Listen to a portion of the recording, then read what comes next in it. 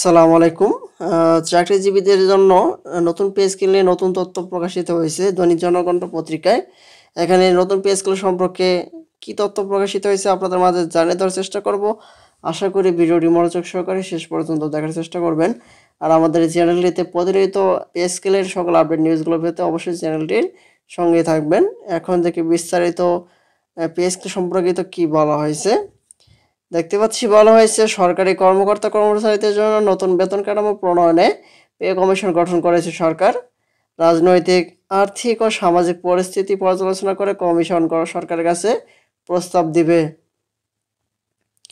জুলাই মাসে গঠিত কমিশনকে 6 মাসের মধ্যে প্রতিবেদন জমা দেওয়ার নির্দেশ দেওয়া হয়েছিল। তবে সূত্র জানায় আগামী ফেব্রুয়ারির জাতীয় নির্বাচন সামনে থাকায় নির্বাচন আগে নতুন পে স্কেল ঘোষণার সম্ভাবনা নেই। এখানে একটা সূত্র থেকে জানা গেছে যে আগামী ফেব্রুয়ারি যেহেতু নির্বাচন হবে, জাতীয় নির্বাচন, সেজন্যই জাতীয় নির্বাচনের আগে পে স্কেল ঘোষণার কোনো সম্ভাবনা নেই এখানে, তাই বলা হয়েছে।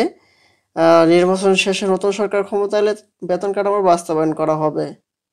আর এই সময় পর্যন্ত সরকারি চাকরিজীবীরা নিয়ম অনুযায়ী মহার্ঘ ভাতা পেতে থাকবেন। কমিশন 14 আগস্ট প্রথম সভা করেছে। সেখানে বর্তমান অর্থনৈতিক সংকট, রাজনৈতিক পরিস্থিতি ও সামাজিক প্রভাব বিবেচনায় বেতন কাঠামো কার্যকর করার বিষয়টি আলোচনা আসে। অর্থ উপদেষ্টা ডক্টর সালেউদ্দিন আহমেদ বলেন, নির্দিষ্ট সময়ের মধ্যে কমিশন প্রতিবেদন জমা দেবে। দেশের মূল্যস্ফীতি ও আর্থসামাজিক বাস্তবতা বিবেচনা করে সময়োপযোগী বেতন কাঠামো চূড়ান্ত করা হবে।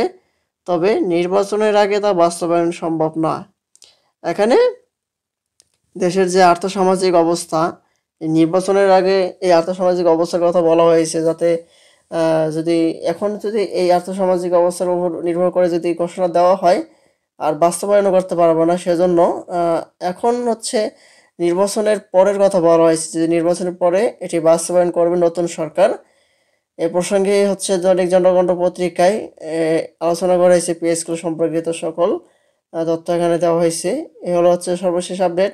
পরবর্তীতে নতুন কোনো আপডেট আসা মাত্র আমাদের এই চ্যানেলটিতে পেতে অবশ্যই চ্যানেলটি সাবস্ক্রাইব করে রাখবেন। আজকের মতো এই পর্যন্ত ভালো থাকবেন, সুস্থ থাকবেন।